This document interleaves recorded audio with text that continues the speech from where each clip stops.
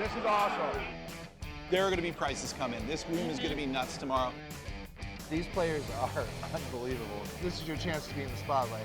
When all 8 tracks are in play, there's going to be bombs dropping left and right. There's going to be screaming and yelling. Hawthorne is probably the best value out there for cash tournament play. If you're serious about contests and you want to experience the NHC, you have to find a way to get to Hawthorne as many times as you can. You absolutely have to. The reason I think the Hawthorne contests are the best value in contests, there's no entry fee. Hawthorne is giving away seats. You have to play in those events because, you know, we all know what the cost of an online NHC seat is. Got some free entries, come out to Hawthorne, so I made my first trip and had a great time. If you're playing contests, Hawthorne is a great spot to be. You know, there's no takeout of the contest. It's a great place for horse players to either qualify here or play in some live money contests.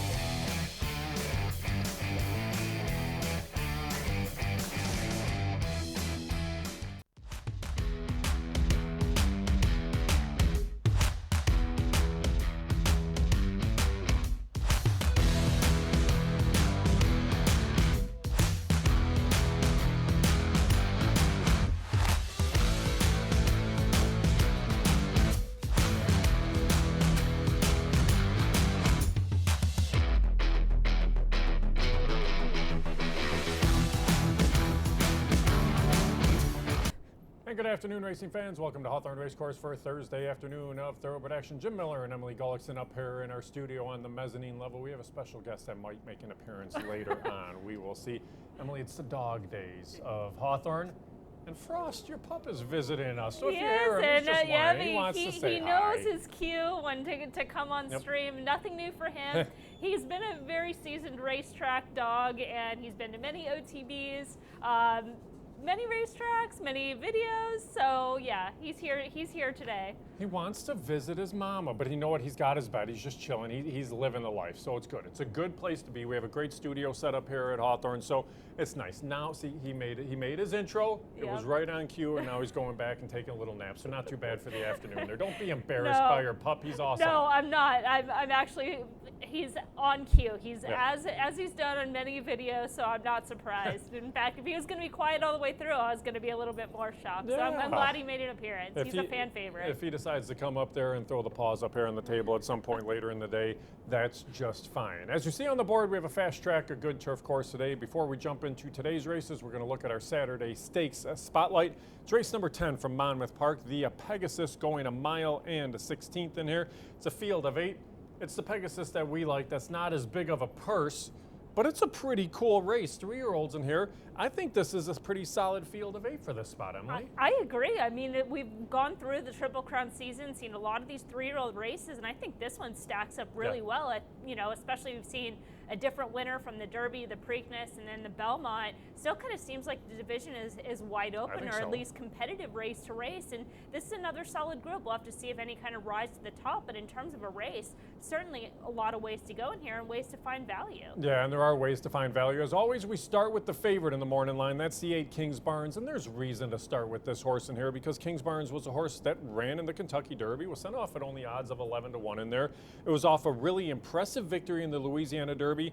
But this was one of those horses that was part of that Derby pace that didn't go on. Some of them did, some didn't. But I'd be curious to see, do you think Kingsbarn can bounce back in this spot? Yeah, well, overall, I'm not that big of a fan. Sure. I still wanted to see him prove it. And in terms of the Louisiana Derby, he snuck away with that super soft pace. So I don't really know what he was able to prove there. And then when he got contested in the Kentucky Derby, I think it will be interesting to see as one of those pace setters in the Kentucky Derby that was on that fast pace, what those horses do going forward. So I'm a little bit more interested in that than I am as him as a contender in this race, because I think there's other horses in here that are going to keep the pace honest. And to me, he still has to prove it. And he's going to get a lot of attention here, running in the Derby, winning the Louisiana Derby. And again, like I said, I think he still kind of has something to prove. He's going to be overbet to me in this spot as well. And that's the thing. I think you can go elsewhere too. I'm with you. I think there is a lot of pace in this race. Wouldn't surprise me if it sets things up for the one classic catch in here. This is another one from the barn of trainer Todd Pletcher, Paco Lopez in the saddle in here. This is a horse that ran in the Peter Pan, and we know the Peter Pan might be a pretty key race. Arcangelo just came back and won the Belmont and did so rather impressively. I think Classic Catch might get the perfect setup in this spot. He could. He's going to run on late. He has plenty of stamina. Maybe if anything, you can knock, like, why didn't they go into the Belmont? You know, at least take a shot in there. But shows up here, another horse that he has to just get faster. He's on the slower side number-wise, and a lot of that could be due to the race shapes and with his closing run style. You know, he has tons of stamina, should have plenty of pace to run at. Maybe for the second time, really, because his maiden win in Aqueduct, he did have some pace to target and was able to win that day. Maybe gets that same scenario, but does have to pick it up a little bit in the speed figure department. Yeah, and you're right about that. Even that start 3 back at Gulfstream Park where the horse won, there wasn't a ton of pace in there by any means either. Rated a little bit closer for that victory, but you're right. I think things go much more quickly up front in this spot, and because of that, a horse like Classic Catch should be able to come running at him in the lane. Now, if you're a speed figures player, then you're going to give consideration to the 7. That's Howgreatisnate. We have a great Nate up in the TV room as well here. Emily is pretty awesome up there. But this Howgreatisnate is running at Monmouth, coming in off a good victory in their last out. Another one, and make it a great trip from just off the pace. Yeah, I mean, Howgreatisnate, he's pretty great, honestly. He's run really well those races out at Delaware and Parks. I know my partner at Optics, John Doyle, was really high on this horse, especially going into the Gotham. And if you remember his trip in the Gotham, he ran a big race without a rider. We've seen those horses come back and run well. He ran well in the private terms at Laurel, but his race last out at Monmouth Park, maybe a slight prep for this, the Long Branch Stakes, he was extremely game. He was in a good stalking position, as you mentioned, get that trip sitting right up, but he had to stretch duel that last quarter, and those two, the place finisher was not giving up. So Howgreatisnate really had to dig in, show a lot of grit. Yeah, so it's definitely not the 7 hit show that you see in the graphic on your screen, because that's who was in the Belmont last week. So don't worry about that. Hit Show would have a challenge in this race, to be honest. Hit Show may have a chance in this race, but the 7 horse is actually Howgreatisnate, and that's a horse that I think does have a great shot in the spot.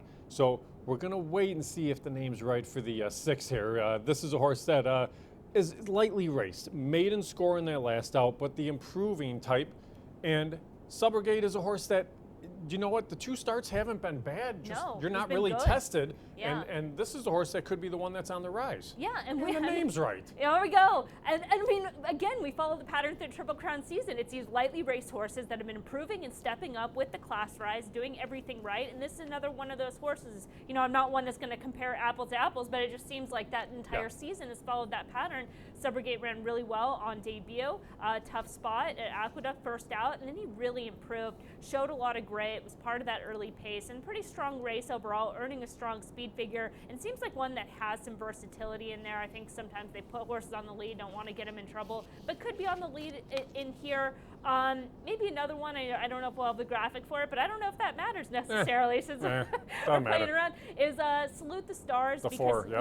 Because he's going to come off that Churchill Downs race back on May 14th, getting the win that day. And it is worth noting he was bet down from the 12-to-1 morning line. It was an off-the-turf race, so those conditions might have played in his favor. It was a good effort. He had to wait for horses behind, coming into the turn, getting into the stretch. Overall, it was pretty game, but I think if any of them are getting a class test, maybe he's the one. Sometimes you learn some about the horse just by default. So with the race coming off the turf and having to be forced to run on the main track, you find out the horse can handle the main track just fine. So pretty good effort there out of Salute the Stars as well. But that's the Pegasus, race 10 at Monmouth on Saturday. Now we got 8 of them here at Hawthorne today. Again, fast main track, good turf course. I'll be on the turf before race number 4 because we're going to talk a little turf maintenance today.